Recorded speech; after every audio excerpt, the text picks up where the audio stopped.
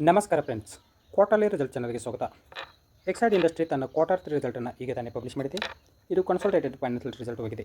ಇದು ಈಗ ಬಂದ ಕ್ವಾರ್ಟರ್ 3 ರಿಸಲ್ಟ್ ಕಾಲಮ್, ಇದು ಹಿಂದಿನ ಕ್ವಾರ್ಟರ್ 2 ರಿಸಲ್ಟ್ ಕಾಲಮ್, ಇದು ಹಿಂದಿನ ವರ್ಷದ ಕ್ವಾರ್ಟರ್ 3 ರಿಸಲ್ಟ್ ಕಾಲಮ್. ಇವೆರಡು ಕಾಲಮ್ ಹೋಲಿಕೆಗೋಸ್ಕರ ಕೊಟ್ಟಿದ್ದಾರೆ.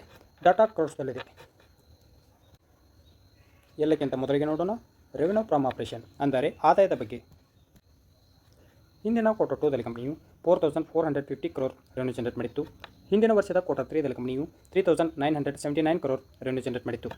ಈಗಿನ ಕ್ವಾರ್ಟರ್ 3ದಲ್ಲಿ ಕಂಪನಿಯು 4016 crore ರೆವೆನ್ಯೂ ಜನರೇಟ್ ಮಾಡಿದೆ. ಕಂಪನಿಯ ರೆವೆನ್ಯೂವನ್ನು ಏರ್ ಟು ಏರ್ ಕಂಪ್ಯಾರಿಸನ್ ಮಾಡಿದಾಗ 0.9% ಅಷ್ಟು ಏರಿಕೆಯಾಗಿದೆ. ಅದೇ ಕಂಪನಿಯ ರೆವೆನ್ಯೂವನ್ನು ಕ್ವಾರ್ಟರ್ ಟು ಕ್ವಾರ್ಟರ್ ಕಂಪ್ಯಾರಿಸನ್ ಮಾಡಿದಾಗ 9.7% ಅಷ್ಟು ಇಳಿಕೆಯಾಗಿದೆ. ನೆಕ್ಸ್ಟ್ ಪಾಯಿಂಟ್ ನೋಡೋಣ, ಟೋಟಲ್ ಎಕ್ಸ್ಪೆನ್ಸಸ್ ಅಂದರೆ ಖರ್ಚಿನ ಬಗ್ಗೆ.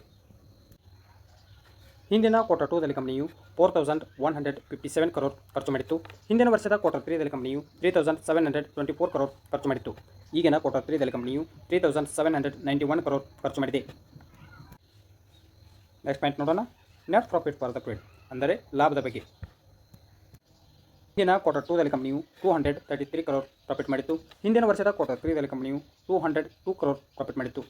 ಈಗಿನ ಕ್ವಾರ್ಟರ್ 3ದಲ್ಲಿ ಕಂಪನಿಯು 158 crore ಪ್ರಾಫಿಟ್ ಮಾಡಿದೆ. ಕಂಪನಿಯ ಪ್ರಾಫಿಟನ್ನು ಏರ್ ಟು ಏರ್ ಕಂಪ್ಯಾರಿಸನ್ ಮಾಡಿದಾಗ 21.7% ಅಷ್ಟು ಇಳಿಕೆಯಾಗಿದೆ. ಅದೇ ಕಂಪನಿಯ ಪ್ರಾಫಿಟನ್ನು ಕ್ವಾರ್ಟರ್ ಟು ಕ್ವಾರ್ಟರ್ ಕಂಪ್ಯಾರಿಸನ್ ಮಾಡಿದಾಗ 32.1% ಅಷ್ಟು ಇಳಿಕೆಯಾಗಿದೆ.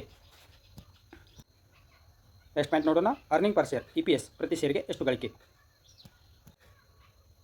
ಹಿಂದಿನ ಕ್ವಾರ್ಟರ್ 2ದಲ್ಲಿ ಕಂಪನಿಯು ₹2.72, ಹಿಂದಿನ ವರ್ಷದ ಕ್ವಾರ್ಟರ್ 3ದಲ್ಲಿ ಕಂಪನಿಯು ₹2.36, ಈಗಿನ ಕ್ವಾರ್ಟರ್ 3ದಲ್ಲಿ ಕಂಪನಿಯು ₹1.84. ಕಂಪನಿಯ ಪ್ರಾಫಿಟ್ ಏರಿಕೆಯಾದಂತೆ EPS ಏರಿಕೆ ಆಗುತ್ತದೆ. ಅದೇ ಕಂಪನಿಯ ಪ್ರಾಫಿಟ್ ಇಳಿಕೆಯಾದರೆ EPS ಕೂಡ ಇಳಿಕೆಯಾಗುತ್ತದೆ. ಓವರಾಲ್ ಕ್ವಾರ್ಟರ್ ರಿಸಲ್ಟ್ ಬಗ್ಗೆ ಹೇಳೋದಾದರೆ ನೆಗೆಟಿವ್ ನಂಬರ್ ಎಂದು ಹೇಳ್ಬೋದು. ನೋಡೋಣ ಮಾರ್ಕೆಟ್ ಯಾವ ರಿಯಾಕ್ಷನ್ ತೋರಿಸುತ್ತೆ ಅಂತ.